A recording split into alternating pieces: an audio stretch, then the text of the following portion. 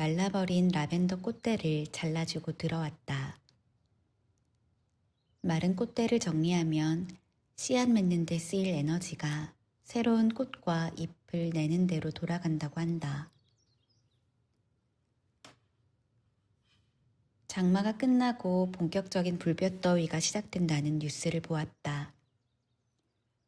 홍천은 겨울뿐 아니라 여름도 일찍 온다고 한다. 빠르고 강렬한 여름을 겪고 있자니 정말이지 그렇다. 전원 생활을 하며 정원을 가꾸는 이들의 이야기를 종종 찾아본다. 이제는 찾아보지 않아도 알아서 관심사가 핸드폰 너머로 배달되지만 그럴 때면 느린 수고로움이 그립다. 하려던 이야기는 많은 이들이 여름이면 허리춤까지 훌쩍 자라버린 풀들에 두 손 두 발 놓는 경우가 많다는 것이다. 장마가 지나면 무성함의 기세는 더 폭발적이라서 장마 후에도 정원을 포기하지 말자고 다소 웅장한 다짐을 한다는 이야기도 보고 듣는다. 나 역시 올해는 꼭 손가락 마디만한 여린 새싹일 때 잡초를 뽑아야지 다짐했지만 초보 정원사인 나에게는 여름의 속도를 따라가기에 벅차다.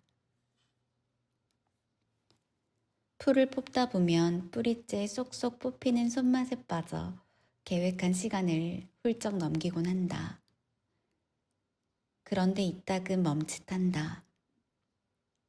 돈 주고 사다 심은 식물과 원래 이 자리에 나던 식물. 다 같은 풀인데 유난히 잘 퍼지고 깊게 뿌리 내리고 계획한 정원에 어울리지 않는다는 이유로 뽑는다. 모순을 알아차리고도 어쩔 도리가 있냐며 뽑는다. 그러다 다시 뽑는 일에 몰두한다. 서울 나들이길에 미움받는 식물들이라는 제목의 책을 샀다. 수년간 잡초를 연구해온 저자의 이야기를 읽으며 인간과 잡초에 얽히고 설킨 관계를 생각했다. 인간이 잡초와 싸우면 싸울수록 잡초는 더 강해지고 인간도 가만히 있을 리 없으니 땅을 뒤엎고 부직포를 깔고 풀약을 치며 맞서 싸울 방도를 찾는다.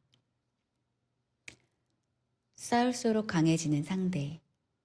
과연 잡초를 뽑아 치우는 것이 장기적으로 제일 나은 방법일지 의문을 품는다. 그럼에도 홍천에 돌아온 나는 엄지와 검지에 힘을 주고 잡초를 찾아 나선다. 여름 정원은 오래 머물게 한다. 겨울에는 10분이면 끝나던 순찰이 2시간은 거뜬히 넘긴다. 문을 열고 나서자마자 눈앞에 펼쳐진 변화에 발걸음이 멈춘다. 도시 생활과 가장 큰 차이랄까. 계절이 변하는 징후가 자꾸 이리 오라고 손짓한다. 뽑았는데도 또 올라온 두더지 같은 잡초보다 먼저 눈에 들어오는 것은 허브의 싱그러운 잎사귀, 발그슬에 붉은빛이 올라오는 방울토마토, 오밀조밀 통통하게 살찌고 분이 오른 블루베리, 새로 돋아난 꽃대와 두꺼운 나무 껍질을 뚫고 올라온 어린 줄기들이다. 손이 닿은 것들, 관계 맺은 것들에 더 눈이 갈 수밖에 없나 보다. 파니의 언어로 신비스러운 여름의 행진을 구경하느라 시간 가는 줄 모른다. 그러다 잠깐 잡초를 뽑으려 허리를 굽히고 쪼그려 앉으면 밥때도 놓치고 정오는 훌쩍 지나버려 좀처럼 다시 일어나기가 어려워진다. 뙤약볕이 정수리와 목덜미를 따갑게 내리쬐고 온몸이 땀으로 흥건해져서야 이건 아니구나 싶어 일어난다. 허리를 젖히고 먼 산을 본다. 이곳 생활은 생각보다 계획적이어야 한다. 자연의 리듬에 맞춰 움직이는 시간표를 짜야 한다. 밤새 열기가 식은 새벽 공기에 달리거나 바깥 일을 하는 게 알맞다. 새벽 5시면 온 동네 새들이 모여 합창을 한다. 새들의 기상 시간에 맞춰 일어나는 게 가장 현명해 보이지만 그만큼 부지런하지는 못하다. 아무리 늦어도 8시 전에는 운동을 나가야 할 만하고 그 후로는 실내에서 할 일을 한다. 더위가 심술을 부려도 바람길이 잘 드는 그늘진 정원이 실내보다 더 시원할 때가 많다. 나무 사이로 불어오는 바람을 맞으며 눈을 감으면 집 안팎으로 널린 일들의 무게는 별거 아니란 듯이 어깨가 스르르 풀어진다. 자연에 기대어 살림을 짓는다는 건 이런 건가 보다.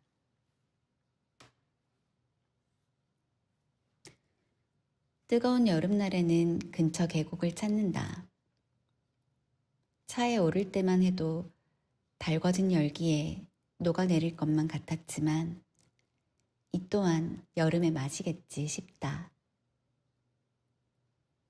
계곡에는 시원한 바람과 짙은 그늘, 경쾌하게 흐르는 차가운 물이 기다리고 있었다.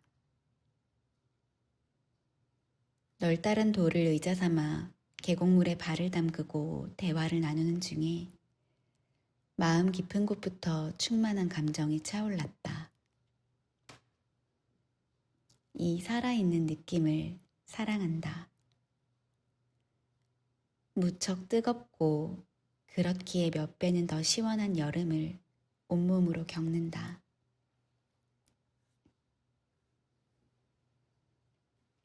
모든 생명이 확장하는 여름에는 앞다투어 자라나 서로를 가리고 엉키기도 한다. 그 무성함이 감추는 것들이 있다. 풀벌레처럼 작은 생명들, 그늘 속 시원한 바람, 잠깐 멈춰도 괜찮다는 속삭임, 늘 새 것처럼 흐르는 계곡물과 나무 아래 느린 식물들,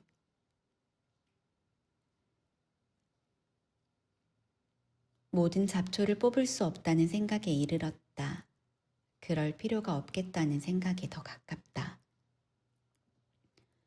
길을 가로막는 가지는 자르고 칙이 다른 나무를 감아 죽이지 않도록 적절한 때에 끊어준다. 초대하지 않은 풀들은 조율하는 마음으로 바라본다. 없애고 이기려 할 때보다 힘을 빼게 된다. 마음을 정돈하고 여름을 다시 본다. 때가 되면 다 사그라들 무성함, 잠잠해질 여름을 보고 듣는다. 여름은 힘의 방향을 잘 설정해야 하는 계절이라는 것을 1년이 지나서야 조금은 알 것 같다. 무성함과 다투기보다 그 안에서 힘을 건져 올리며 걷기로 한다. 우리는 젊음을 쉽게 여름에 빗대지만 들여다보면 젊음도 나이듦도 저마다의 사계절을 품고 있다. 낭만과 환희만 있었던 게 아니라 뜨겁게 사랑하고 차갑게 식기도 했고 무너지고 다시 피어나기도 했을 테다. 삶의 여름은 늘 찬란하거나 뜨겁기만 한 게 아니었다. 무섭도록 무성한 기세에 풀이 죽고 그늘에 주저앉기도 했지만 다시 살아나는 힘 역시 그 계절 속에 있었다. 올 여름도 어김없이 여름의 기세에 감탄하다가도 버거워하는 나를 발견하고는 그간 생각해오던 이상적인 계절의 풍경을 놓아준다.